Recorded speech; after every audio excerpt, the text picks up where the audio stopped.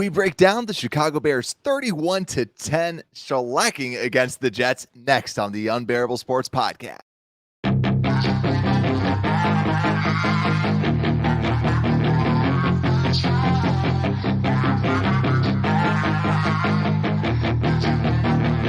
Yeah, she's got some nice long hair. Welcome back to the Unbearable Sports Podcast. I'm your host, Brad Barron, and welcome back to another great episode.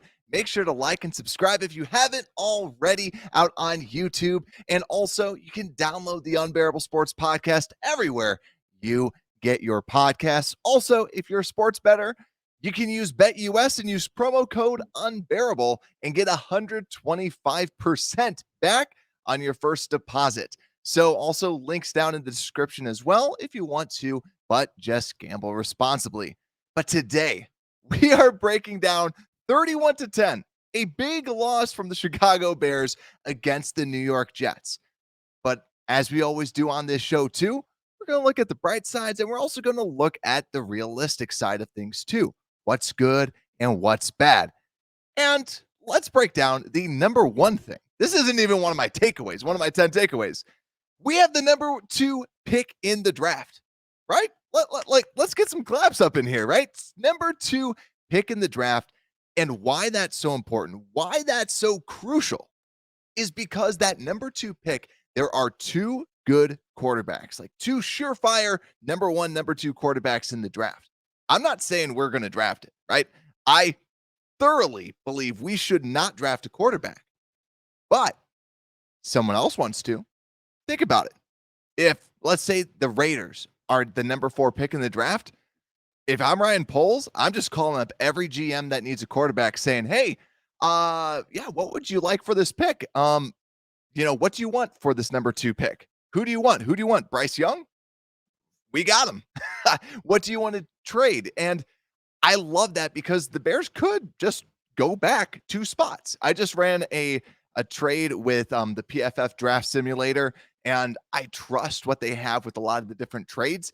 Obviously, you can make a trade go through if it's like 10%, 20%, but a lot of them are saying you could probably get a number 1 draft pick if you just trade it back a couple spots, right? So that's what I'm thinking is if we can get that number 2 pick. And out in the comments, Jay Capone, think about it. And he's asking about Anderson or Jalen Carter.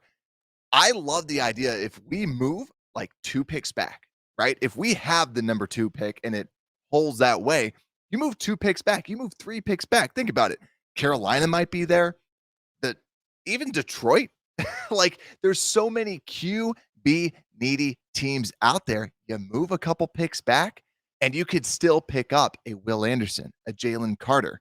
Big person for us to look at is Will Levis out of Kentucky.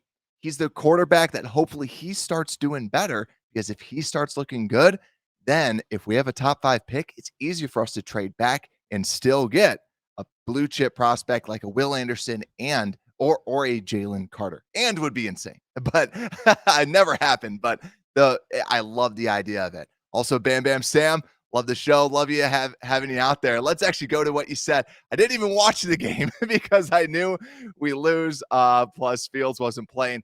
I totally agree. I was actually really tempted to play some Skyrim. Honestly, I have an extra TV so I can watch multiple little games. And I was like, should I play Skyrim? No, I have to watch this game because what wasn't the best. So Bam Bam Sam also says, I say we trade back quantity over quality because there's a lot of holes in this team. Agreed. And hopefully with our free agency budget, we're able to pick some more people off and add a lot of people. And when we go through some of these takeaways, you'll see what my kind of takes are on this. So I'm hoping, we can get and keep that number 2 or number 3 type of spot. So got to root for bad teams to win, and we got to root for this team, not root for to lose, but take a loss a little bit easier. You know what I mean? But also we have one of the hardest schedules remaining, which plays to the factor that we might be able to get a top 5 pick. Seems very, very realistic. So let's see. So let's get the show on the road with my top 5 takeaways from the offense. I actually just have 5 this time because since Fields wasn't out there, it's not as exciting, right? It's not as exciting as we saw before. But let's go into my 5 takeaways. Number 1, everyone is injured. And if you're watching on YouTube, you saw the thumbnail, you're like, 8 injuries? Yeah, 8 injuries today, or that's as many as I tallied up. There might even be more that we just don't know about, right? And who are these injuries? Trevor Siemian with the oblique at the very beginning of the game. Obviously, he was able to play through it, did not do too well, as Bam Bam Sam said. Sad to see no Trevor Siemian QB powers, right? Like we didn't see that out there. We didn't see him running out there like we want our quarterbacks to. But also Darnell Mooney went down. We really need to look at that. Hopefully, it's not. I wouldn't mind if it's season ending, but I would mind if it's a larger scale injury, right? Because then if he gets banged up, then you can see what everyone else has. You know what you have in Darnell Mooney. You would like to see if Fields can be back, that they can play more, but you just really, really hope that it's nothing crazy because a lot of rumors say that the Bears want to re-sign Darnell Mooney at the end of this season.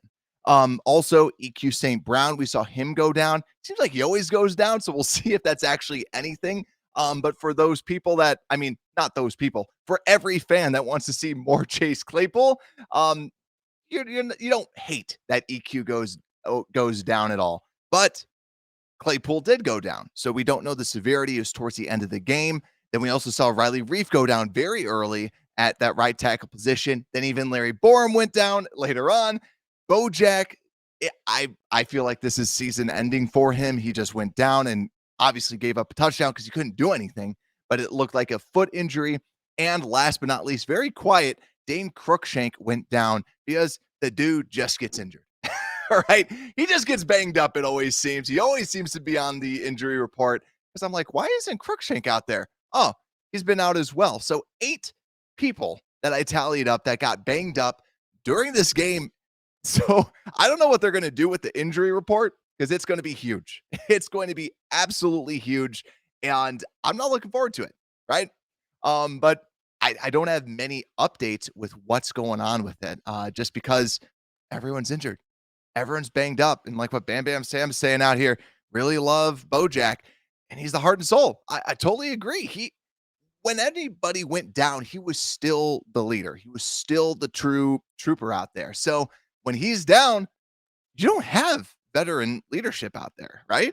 Like you have Jalen Johnson, but that's 3 years in the league. DHC, maybe with the old regime, could be a leader, but not right now, right?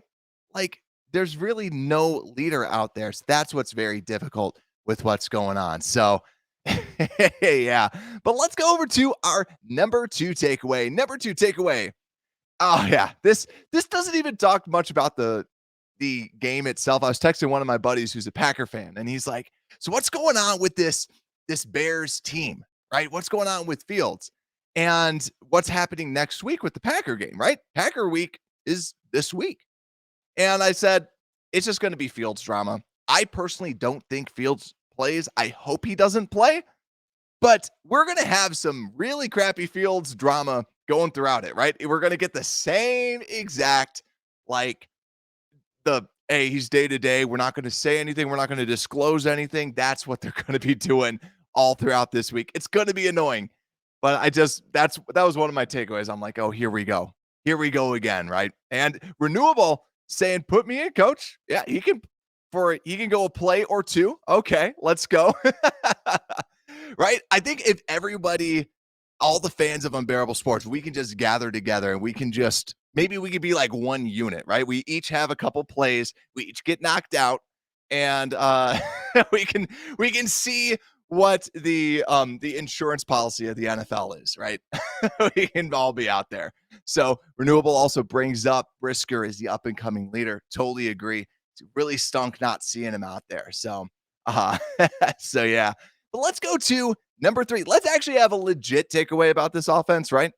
This is my legitimate takeaway for this offense is it's nice to see a control quarterback. So what I mean by control quarterback, some people might take that the wrong way.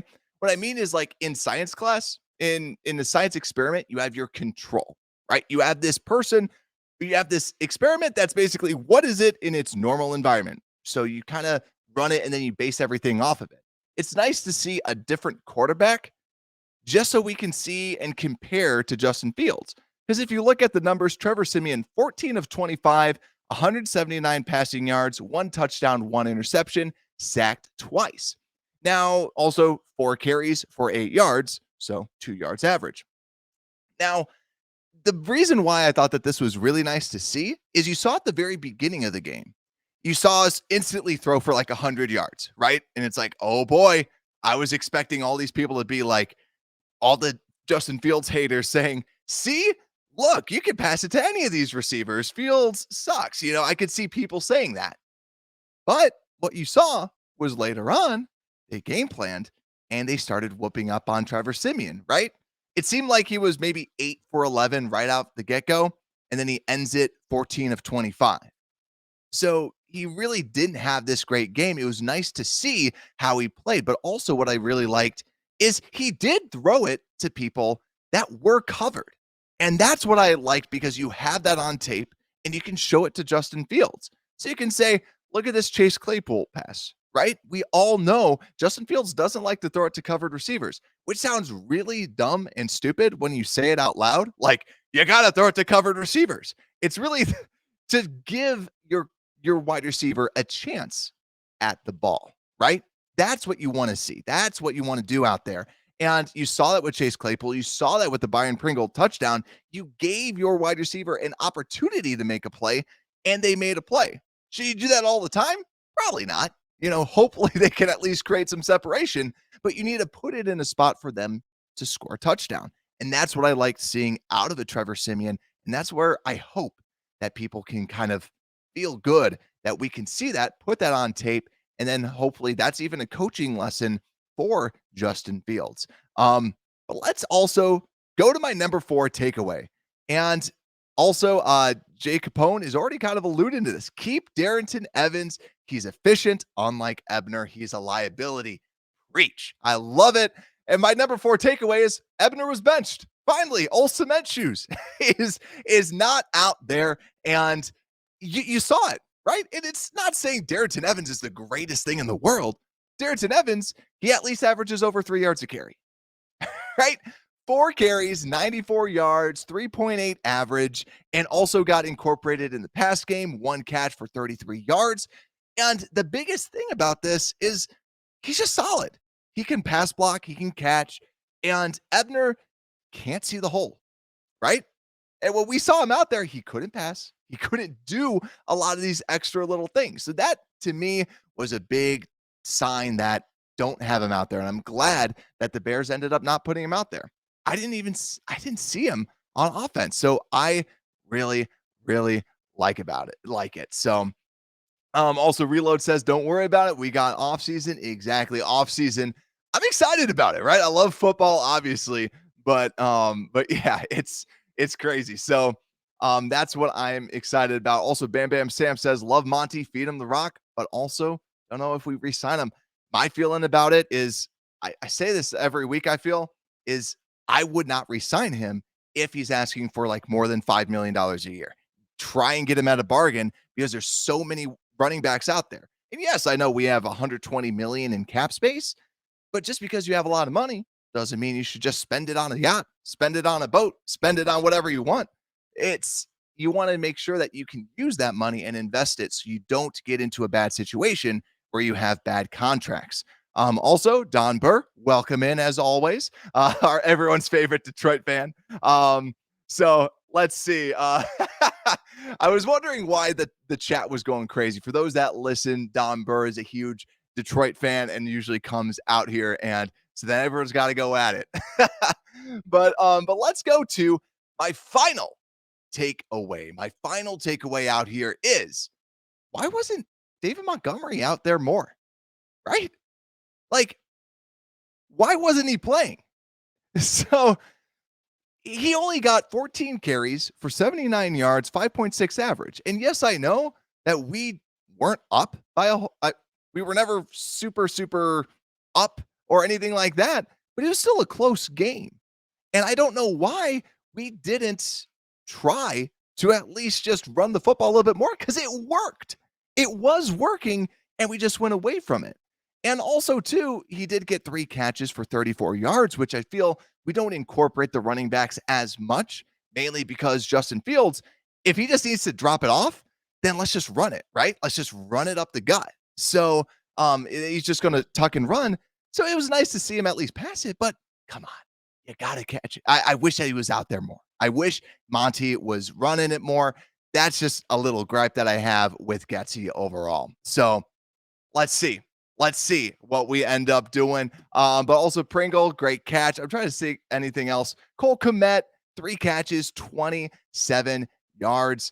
Yeah, nothing crazy out there from the stats. It was nice to see Claypool get a little bit more involved. There was a play too where Claypool and Pettis were kind of yelling at each other, and seems like somebody didn't know what was going on. I personally feel it was mainly Chase Claypool. It seemed like Claypool was like, I'm just going to be over here. Then right after he's like, so where was I supposed to be? I think it was more of a Chase Claypool thing than Dante Pettis, just because Pettis is very easy to blame. I still think it was Claypool that just didn't know where to be. So I'll kind of not blame Pettis for that, but he did make a big drop. But also, Reload, I love you, Unbearable Sports. Yes, we go into the Super Bowl next year. I honestly think that the Bears have a good shot, right? Especially if we have the number 2 draft pick. You know what I mean? Like, if we have the number 2 draft pick and you can sign all these people, this is going to be a good team. And you have a running quarterback. Think about all the games we could have won if we would have. It's kind of like the Denver Broncos, when if they could just score over 18 points, they would have all these wins. It's like if we could have just held people to under 30 points, we would have a lot more wins. So that's what I'm excited about. But let's flip over to my defensive side of the ball. And actually, it's not even defensive takeaways. It's just 5 more takeaways is what I'm calling this, because not all of these are specific to the defense. So my number 6 takeaway, and this is a big one. We need 6 new starters in the front 7, right? That's what I'm feeling. So we need 6 new starters in this front 7. And yes, we all know that the nickel defense is what we predominantly use. But the reason why I'm saying we need 6 new starters is because, like, you see everybody out there. I think Al-Qadim Muhammad is gone. That was actually going to be one of my takeaways is I think Al-Qadim Muhammad is gone. He's not showing you anything different. He's not showing all this craziness. He's gone. And you can save some extra money and get somebody else. Dominique Robinson is not going to be your starter. Travis Gibson could be out the door. I love Travis Gibson, but he just doesn't look that good inside of this defense. He's going to be a backup fighting for a roster spot come next year. We need 6 new people because also Nicholas Morrow doesn't look that great, right? He has some ups and downs, but you need to upgrade that, and he only has a 1-year deal. Justin Jones, I think, also is a backup style of player. I'd rather say, let's talk about what we're talking about at the top of the hour. We're talking about Jalen Carter, right? Get me Jalen Carter, give me Payne, right? Bring in these interior players and then have Justin Jones be the backup. Why not? That's when you start using your cash smart, right? Now you bring in all these really good players, and these other players, these kind of bad starters like a Justin Jones, those are then your backups. That's what I like to see. That's what I'm hoping these Bears can do. Let's talk about, and then linebackers obviously get new ones, but I do want to bring this up too, because Jake Capone, perfect segue, says Sanborn starting middle linebacker next season, right? What does everybody else think? Because you already know. Actually, I literally have my Wisconsin mug right here. This is a pro Jack Sanborn podcast. But what I also like to try and do is I want to try and be as realistic as possible. Jack Sanborn had a good game, right? Don't get it twisted. 15 tackles, 11 in the first half, 1 tackle for loss. He played very well. But the one thing that I do just want to bring up about him is you did see some of the tackle concerns that he had at Wisconsin. He has shorter arms, and sometimes if he's not able to fully wrap up, he doesn't really bring down the ball carrier. So that was something that you saw a couple times today, right? They were able to run all over us 158 yards, 4.9 yards average. Ty Johnson, a bigger guy that could just blow through these players. Sanborn had a little bit of a difficult time tackling. Does that mean that he should not be out there? Right?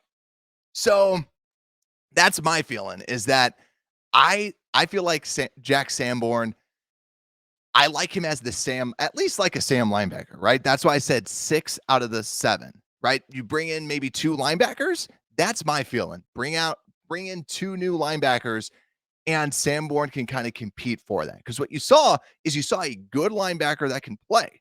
And to me, I think a lot of people didn't know that he was going to be that good, and that's where it's so surprising. But like realistically speaking, do I feel like I want him to be my starting linebacker going into next season? I get iffy about it, right? I love Jack Sanborn, obviously, but I think that's where it's kind of up in the air. I think they know more about the practice snaps, but I think that he's good. Can you get somebody that's a clear upgrade? I don't want to force it. That's where you really have to see if you're bringing someone in, is it a rookie for a like competition, or is it a free? If it's a free agent, you need to know that he's better than Sanborn, and then you move Sanborn over to like the Sam linebacker position or something like that. So it's going to be interesting. It's going to be very, very interesting.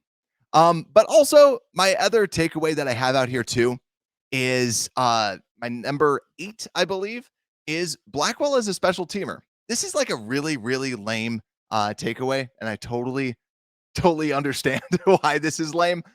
But I thought that Blackwell was going to be our starting slot corner. This is someone who did look pretty good in the preseason, not for the Bears, but I believe for the Colts at that slot corner position. And he was in the slot. We needed a slot corner because we saw Elijah Hicks out there, like what Renewable was talking about. We saw him play, and he was the safety. Dane Cruikshank goes down, who felt like kind of the backup. They put Jones in instead at the slot. So they must really, really like that Jones guy. But also, even when they put in some 3 safety sets when Cruikshank was still healthy, it still felt like, why isn't Blackwell at least getting some snaps? And the big reason is he's a special teamer. And I think that even though that it sounds so weird to say, it is at least a key thing that I took away was this guy, I'm not going to expect him to be great out there. So we'll see. Lots of stuff happening in the comments. Lots and lots. So thank you, Reload, so much for that. Let's see what else we got out here too. So yeah, Bam Bam saying I really want to see Brisker in the box. A few plays to see him wreak some havoc. Agreed. Really got to see him out there. Holy shit. It's going crazy. Get Tremaine Edmonds then. Loved what Jake Capone said. Agreed. He's going to be a free agent, and even like a Leighton Vander Esch, right? There's some good people out there that you could get. Renewable Jack Hammer was balling, a surrounding talent infusion. He's even better like in college. Like, yeah, he's darn good out there. Jerome Munoz saying Mooney injury, major. Oh, it was a major injury. We got more. Dang. So yeah, people in the comments. So Munoz is saying torn ligaments and he's out for a season. Dang. Breaking news on the pod. Thank you for bringing that up. That stinks. That really stinks that he's out. But I mean, hopefully, we got to look more into it, but hopefully he's at least going to be coming back full health, and hopefully it's nothing too serious. But out for the season. Looks like I'm dropping him on my fantasy team. So that stinks. But let's go to my 9th takeaway out here. But thank you so much for bringing that up. That helps to see what's going on with the Bears right now with the breaking news. But let's go to my 9th takeaway. Speaking of special teams, this is more of the special teams segment. Bayless needs to catch a freaking kickoff, right? Like, did anybody else get mad at Velus Jones? Like, the ball is a foot away from you. Just pick it up and run it, right? Like, you are the kick returner. Return the kick. And it's not like it's way back. It's right at like 2 yards deep. Just get it and freaking run it, right? Like, that's what I want to see is you got to run it back. They want to see what you're capable of, and you aren't even trying it. It could also be this if it's the special teams coordinator saying, don't return it, then something's wrong, right? What's the worst that's going to happen? If he fumbles it, then you know what you got. So to me, let the man return. Let him do whatever he wants back there. And you say, you do your thing. And if he feels like he can't return, then now you know what you have in Velus Jones, right? It's going to be a short career for this guy if he can't do anything, right? Like, what Bam Bam Sam said, you're fast. Get the ball. Like, just go. But yeah, also, we're getting to Claypool get off the table and learn the playbook. That's what we gotta see too. So I'm excited to see what we can do. But yeah, Velus, that was just something that really bugged me. Is we see Dante Pettis returning punts and it's not that sexy. We got to see Velus out there. We got to see him playing some good football. But my final takeaway, and this is why it's just 5 more takeaways, not defense or offense or special teams. Number 5, number 10 takeaway is top 5 pick. Here we come. And Iceberg Slim in the comments saying, Will Anderson is made to be a Bear. Amen. Will Anderson is going to be a Bear, I feel. That's what's going on. Dom Burke, the Lions fan, is saying he's going to be a Lion. We'll see, because I guarantee you the Lions are probably going to want to pick a quarterback since they really desperately need a quarterback out there.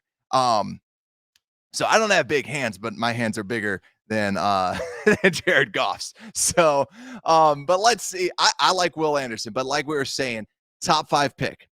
The top 5 pick, why this means so much is if there's 3 quarterbacks that become the guy, right? Because there's already 2 quarterbacks. That's where you're talking about the quarterback out of Kentucky. If he can do more and if he can get better and more people start looking at him, now you have a larger demand for him. And hopefully, if 3 quarterbacks can go in the top 5, you're getting Jalen Carter or you're getting Will Anderson. Personally, I like Will Anderson. I like what he's been able to do at Alabama. And obviously, if you can do that at Alabama, you're probably pretty good. you're probably the main guy. And Jalen Carter, I think he's solid, but a little banged up this year. And I don't know. I like just having a star edge rusher. Just give me that. A lot of the defensive interior players can be a little bit hit or miss because so much of that can be so much based on your power, right? And I know there's not the only thing that kind of sways me is there's not a lot of great interior defensive players. So that's to me why Jalen Carter seems enticing. But overall, it's like you just want to hit. Yeah, Iceberg Slim, it's a win-win with them too. Exactly. Like no matter what you do. And that's the big difference because I know some people will say, well, draft picks aren't guaranteed. There is a huge difference between kind of the blue chip prospects. Like I remember Roquan Smith when we drafted him because so many people wanted Leighton Vander Esch or Tremaine Edmonds. And those people they kind of had this seeable upside, but a lower floor. While Roquan Smith was this guy that you knew had a high floor. He was the superstar on the best defense. And now you have Will Anderson, a superstar on one of the best defenses. And he's been this superstar for them for quite some time. Like there is a significant higher floor and a safer pick when you go after one of those players. But hopefully we can be in that top 5 because you're either getting a blue chip prospect or you're able to trade down and accumulate more picks. I'd be fine if we traded down and then got extra first rounders. It's not sexy this year, but that's how you can start building a team. And if you trade one of those ones for some player next year, like a wide receiver, I'm all for it, right? It's a win. It's not necessarily like super win now, but the reason why I don't think the Bears would go after a quarterback is because if the Bears most likely are going to get a top 5 pick, if they still lose this year, Matt Eberflus is gone. That's not a hot take. If you can't win with a good quarterback, and you're gone. So for the Bears, I think ultimately they get these big, big players. And Renewable says, to quote the great Fat Joe, trade back.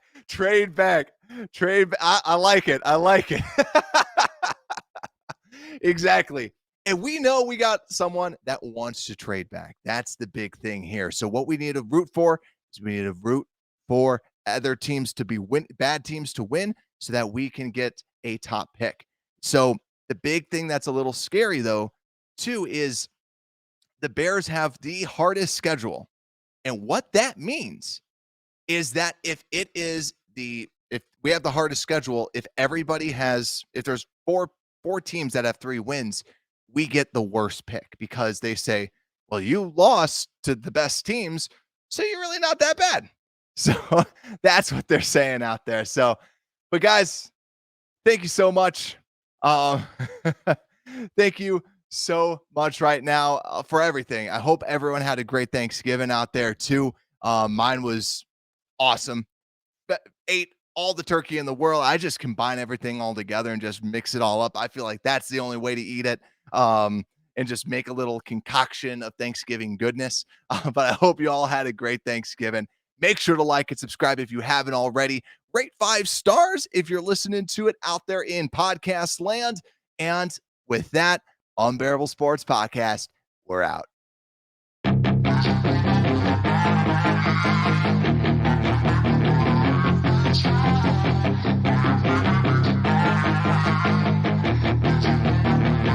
Yeah, she's got some nice long hair, and you know that she's a bad